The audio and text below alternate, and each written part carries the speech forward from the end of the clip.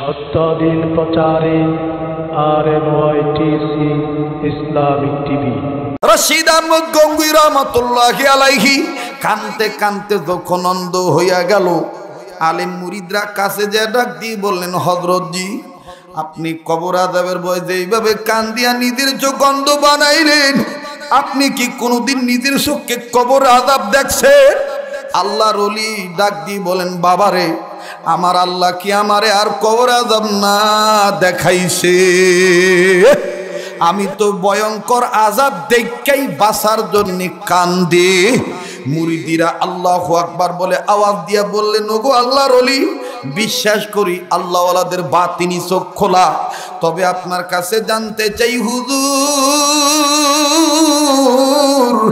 আপনি কোন দিন কবর আযাব দেখছেন? আমাদেরকে একটু শোনা, আমাদের ইবরত হাসিল হবে। ভাই লক্ষ্য করে শুনি বাবা, কেউ কারো দিকে না তাকায়, দিলের কান লাগায় শোনেন।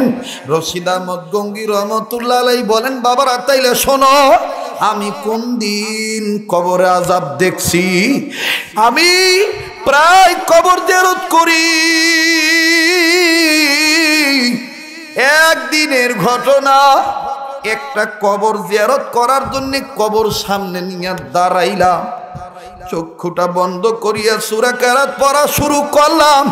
ঠিক ইন দি মিন টাইম ওই কবর থেকে আমার গায়ে কেমন জানি গরম বাতাস লাগলো। এই গরম বাতাস লাগার পর আমি ঘামিয়া গেলাম, আমি অস্থির হইয়া গেলাম। আমি আমার মাওলাকে ডাক দিয়ে বললাম, আল্লাহ তুমি যদি আমার বাতিনি চোখ খুলিয়া দিতা, আমি দেখতাম আমি কবরওয়ালা কবরের মধ্যে কেমন আছে। আমার মাবুদ আমার বাতিনি চোখ খুলিয়া দিল। আমি আমার কলবের চক্ষু দিয়া এই কবরটার দিকে নজর দিলাম। নজর দিয়া দেখি কবর আর কবর নাই, পুরাটা কবরের ভিতরে খালি সাপ আর সাপ। এত জোরে লোকটাকে দংশন করে, এক একটা কামড়ে লোকটার বডি থেকে গোশত ছিঁড়িয়া যায়, আর লোকটাকে এত জোরে পেঁচায় পেঁচায় ধরে। আমি নজর করিয়া দেখি আল্লাহর বান্দার নাকের ফুটা দুইটা, এক নাকের ফুটা দিয়া বিষাক্ত সাপ মাথা ঢুকা দিল, আর একটা নাকের ফুটা দিয়া ওই সাপ বান্দাটার মাথার মগজ মুখে করে নিয়ে সিনে বাহির হইল। এই গুলামকে এই সাপগুলি এত জোরে পেঁচায় পেঁচায় ধরল।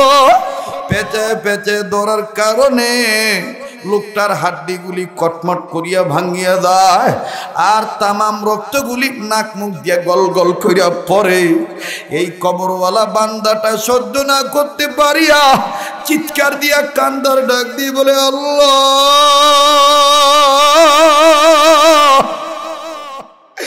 আগে যদি জানতাম গুনাহগার হইয়া কবরে আসতাম না।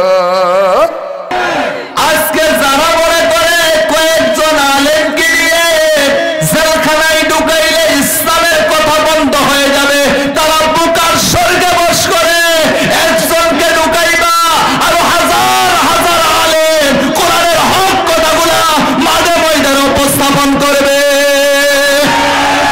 আমার বন্ধুগণ,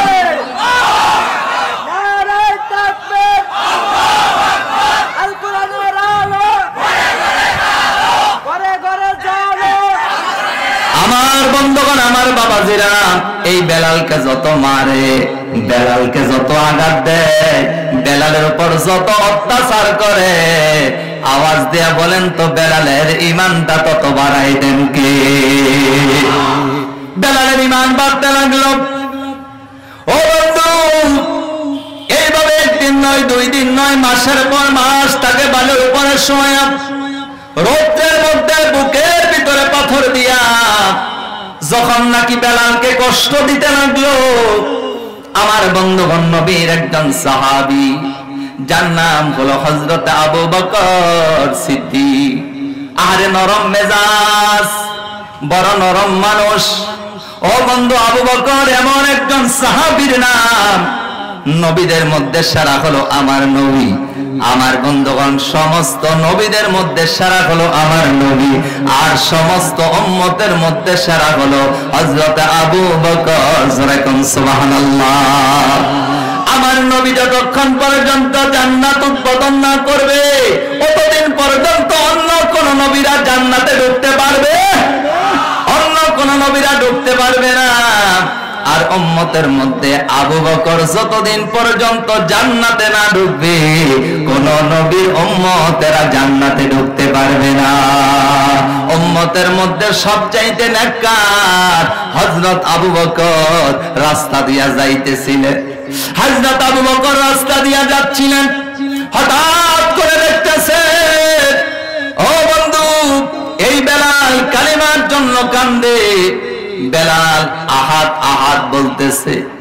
আমার নবীর কাছে যাইয়া হযরত আবু বকর চোখের পানিগুলা ছেড়ে কান্দে, আর কয়, নবী গো, ওই যে কৃতদাস বেলাল কালিমা পড়ার কারণে তারে এত অত্যাচার করে, কালিমা পড়ার কারণে তারে এত মার দেয়, কালিমা পড়ার কারণে তার উপর এত অত্যাচার।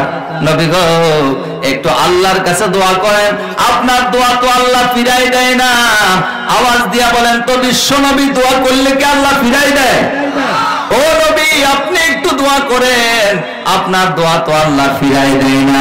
আপনি একটু দোয়া করেন, আল্লাহ যেন এই বেলালকে এই কষ্ট থেকে মুক্ত করে দেয়। চিৎকার মেরে বলেন সুবহানাল্লাহ। আমার বন্ধু, আমার নবীর দোয়া তো ফেরত যায় না। বুখারীর একটা হাদিস মনে পড়ে গেল, আমি আপনাদেরকে শোনাই। আল্লাহর নবীর একজন সাহাবী, সকলে আমরা অনেকেই শোনাম।